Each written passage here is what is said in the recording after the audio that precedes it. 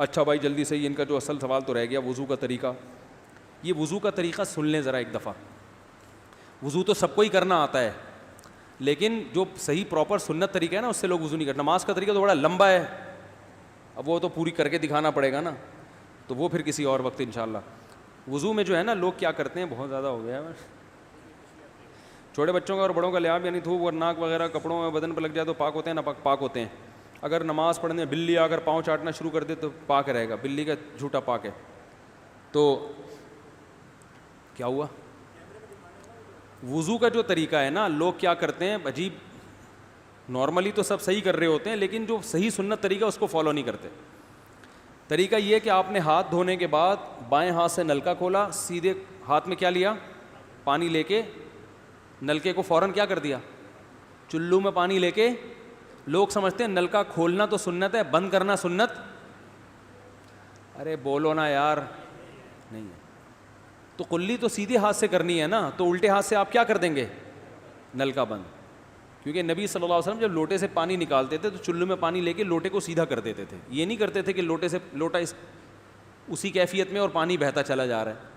تو آپ نے نلکے کو لیفٹ ہاتھ سے کھولا اور چلو میں پانی لیا اور فوراً نلکے کو کیا کر دیا, بہت زور سے بھی بند نہ کریں, اس کا واشر خراب ہو جاتا ہے, بس آرام سے بند کر دیا.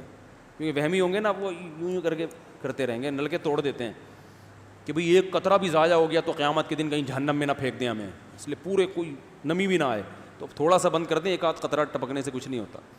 یہ لیا آپ نے, منہ میں کلی کی, مسواک کی, مسواک نہیں ہے تو انگلی سے دانت صاف کیے, غرارہ بھی کیا اگر روزہ نہیں ہے, ٹھیک ہے. پھر نلکا کھولا, پھر بند کیا, پھر کلی, اس طرح.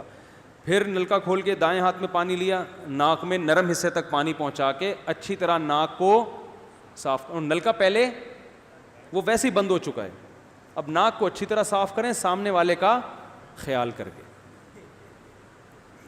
آئی بات سامنے, سامنے تو یہ نہیں ہوتا, وہ ہوتا ہے سامنے, اس کا زیادہ خیال کرنا پڑتا ہے کیونکہ بس زیادہ تفصیل میں نہیں جاتا ہوں. تو چھوٹی انگلی سے اچھی طرح ناک کو صاف کیا, اس کی رطوبتیں نکالیں, ٹھیک ہے. پھر نلکا کھولا, دوبارہ پانی لیا, پھر اسی طرح ناک میں بولو بھائی ڈالا, اور نلکا اسی وقت جب چلو میں پانی بھر گیا نلکا اسی وقت کیا کر دیا. اللہ نے 2 ہاتھ اسی لیے دیے ہیں کہ اس سے نلکا بند کیا جائے اور اس سے کیا کیا جائے, کھولا جائے. تو پھر یوں کیا, پھر 3 دفعہ, 6 چلو پانی خرچ ہوا نا, چلو اس کو کہتے ہیں, 6 چلو پانی خرچ ہو گیا. پھر آپ نے کیا کیا, نلکا کھولا لیفٹ ہاتھ سے, جو اصل طریقہ ہے وہ تو یہ ہے, سیدھے ہاتھ میں پانی لے کے نلکا بند کیا اور سیدھے ہاتھ سے پانی پیشانی پہ ڈال کے دونوں ہاتھوں سے پھیلا لیا. 3 دفعہ اس طرح کیا. اس پہ عمل نہیں ہوتا تو پھر اتنا کر لو کہ دونوں ہاتھوں پہ کیا لے لو, نلکا کھول کے پانی لے کے پیشانی پہ ڈالو اور فوراً نلکا کیا کر دو, بند کر دو, اور پھر ہاتھوں سے اچھی طرح اس کو ملو. سمجھ میں نہیں آ رہی بات؟ تو یہ عمل کتنی دفعہ کیا, نلکا ہر دفعہ میں بند ہو رہا ہے. ہمارے ہاں جس ٹائم پہ نلکا کھلتا ہے تو جب تک وضو مکمل نہیں ہو جاتا بند ہونے کا نام نہیں لیتا. 3 دفعہ آپ نے منہ اچھی طرح دھو لیا. داڑھی ہے تو اس میں کیا کر لیا, بڑی داڑھی ہے, میری داڑھی ایسی, میں تو چلو سے پوری داڑھی دھو لیتا ہوں, چھوٹی سی داڑھی ہے, تو داڑھی میں خلال کر لیا آپ نے.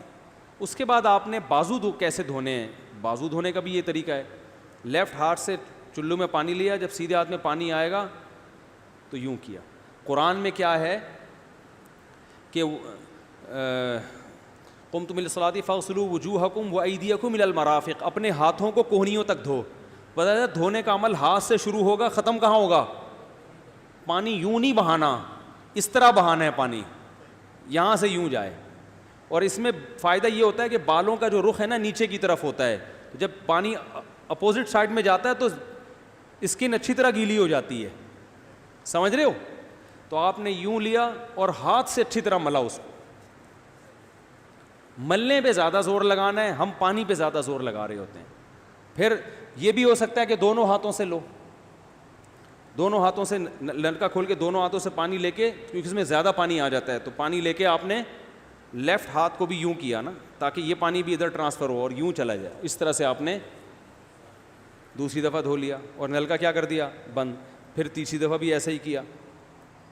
یہ جو ہوتا ہے نا یوں یوں یوں یوں کر کے رگڑے لگا رہے ہیں نلکے کے نیچے ایسے, یہ نہیں ہوتا, یہ سنت طریقہ نہیں ہے. نبی جس برتن سے وضو کرتے تھے تو اس طرح چلو میں پانی لے کے اس طرح وضو کیا کرتے تھے, غسل اسی طرح ہو جاتا تھا. تو اب پھر لیفٹ میں بھی ایسے ہی ہے, لیفٹ میں پانی ڈالا اور سیدھے ہاتھ سے سہارا لے کے کیا کیا, دونوں ہاتھوں کا پانی ادھر آ جائے گا, ایک دفعہ دھل گیا. اچھی طرح مسئلے کونیوں تک پہنچ جاتا ہے, اور پریکٹس کے بعد تو بہت اچھا ہو جاتا ہے. اس کے بعد آپ نے کیا کیا, سر کے بالوں کا مسح. سر کے بالوں میں جو یہ ہے یہ طریقہ کچھ بھی نہیں ہے, کہیں بھی ثابت نہیں ہے. سیدھا سیدھا آپ نے ہاتھ گیلے کیے, پیچھے لے گئے. ایک حدیث میں صرف یہاں تک آتا ہے, ایک حدیث میں واپس لانا بھی. تو دونوں طریقے ہیں مسح کے, صرف پیچھے لے جاؤ یا پیچھے لے جا کے پورے سر پہ ایسے ہاتھ پھیر لیا, کیا ہو گیا سر کا مسح. پھر انگلیوں کا, وہ کانوں کا, الاذنان من الراس, حدیث میں آتا ہے کان کس میں سے ہیں, سر میں سے. کیا مطلب, اس کے لیے نیا پانی لینے کی ضرورت نہیں ہے. کان کا مسح کیا اور کانوں کی لو کا مسح کیا. گردن کا مسح بہت اختلاف ہے اس میں. احناف کے ہاں سنت, احناف بھی نہیں کہتے, افضل ہے, بہتر ہے. سنت کے لیے جتنی مضبوط دلیل ہونی چاہیے وہ گردن کے مسح پہ نہیں ہے, اس لیے احناف کا بھی فتویٰ یہی ہے کہ بہتر ہے کر لو, سنت نہیں, زیادہ اس کو مستحب کہا جائے گا. تو گردن کا مسح کر لیں تو بھی ٹھیک ہے, نہیں کریں بولو بھائی ٹھیک ہے. لیکن یہ جو یہاں کا مسح نہیں ہوتا, بعض لوگ پوری گردن کو یوں کر کے لا رہے ہوتے ہیں, ایسا نہیں ہے. تو گردن کا مسح یہ جو یہاں سے کیا جاتا ہے, یہ پچھلے جانب سے ہمارے حضرت اس کے قائل نہیں تھے. وہ کہتے تھے مسح جہاں بھی شریعت میں ملتا ہے یہاں سے ملتا ہے. تو ان کی رائے یہی تھی کہ اگر گردن کا مسح کرنا ہے تو گدی, گردن نہیں گدی کا مسح, وہ یہاں سے کر لے. لیکن یہ کوئی نہ سنت مؤکدہ ہے نہ کوئی زیادہ تاکید ہے اس کی, کوئی کرے ٹھیک ہے, نہیں کرے تو بھی ٹھیک ہے. تو اس کے بعد اس لیے کہ بہت سے لوگ اس کے قائل نہیں ہیں تو ان سے بحث نہ کریں, ٹھیک ہے نا. بہت سے لوگ نہیں کرتے گردن کا مسح, بہت سے علماء فقہا اس کے قائل نہیں ہیں. اس کے بعد آپ نے پاؤں دھونا ہے. تو پاؤں میں بھی یہ کہ قرآن نے کیا کہا کہ الی الکعبین, انگلیوں سے شروع ہوگا اور ٹخنوں تک پانی جائے گا. تو انگلیاں رکھیں نلکے کے نیچے اور لیفٹ ہاتھ سے اس کو اچھی طرح کیا کریں, دھوئیں اور انگلیوں کا خلال بھی کریں. تو بہت چند سیکنڈ میں ہو جاتا ہے یہ کام. اور پھر نلکا بند کر دیں. پھر دوسرا پاؤں سیدھے ہاتھ سے نلکا کھولا, سیدھا ہاتھ نلکے پہ رکھیں اور الٹے ہاتھ سے پاؤں دھوتے رہیں. جیسے ہی دھل جائے تو میرا خیال ہے ایک مگا پانی بمشکل استعمال ہوتا ہے, ایک مگا جو ہوتا ہے نا نہانے والا. لیکن آج اگر جو لوگ وضو کر رہے ہیں نا, ان کا پانی اگر آپ دیکھ لو تو بالٹیوں کی بالٹیاں خرچ کر رہے ہوتے ہیں, اور معذرت کے ساتھ کم بختوں کا وضو پھر بھی نہیں ہوتا. پھر بھی ان کو شک ہوتا ہے کہیں کوئی جگہ خشک نہ رہ گئی ہو. تو وہمی نہ بنے, اس طریقے سے وضو کریں, یہ سنت طریقہ ہے. اور قرآن میں بیان بھی یہی کیا کہ یہاں سے شروع کرو یہاں تک.